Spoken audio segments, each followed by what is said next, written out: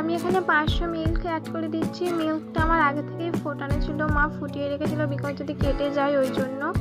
তো আমি এখানে মিল্ক অ্যাড করে দিলাম। দেন আমি অ্যাড করে দিলাম সাবু।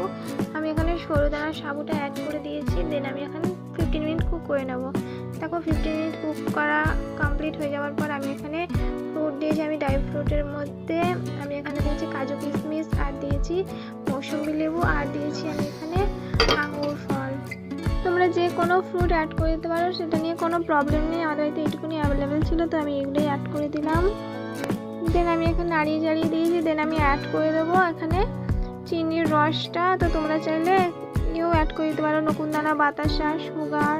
আমি এখানে রসটাই অ্যাড করে দিয়েছি, তো ফুটিয়ে নিয়েছিলাম যেহেতু। দেন ভালো করে মিশিয়ে নেবো। আমার পুরো রেডি হয়ে গেছে সাবুর পায়েস। দেখতেই পাচ্ছ আমি সার্ভ করে দিলাম। চলো আমি সার্ভ করে নিই, দেন তোমার সাথে কথা বলছি। দেখো আমার সার্ভ করা কমপ্লিট হয়ে গেছে। তো চলো এখন তোমাদেরকে রিভিউটা দিই। তো একাদশীতে আমাদের সাবুর পায়েস রেডি হয়ে গেছে। তো তোমরা কে কে একাদশী করছো অবশ্যই কমেন্ট করে জানিও, আর কেমন হয়েছে না হয়েছে চলো তোমার সাথে শেয়ার করে দিই।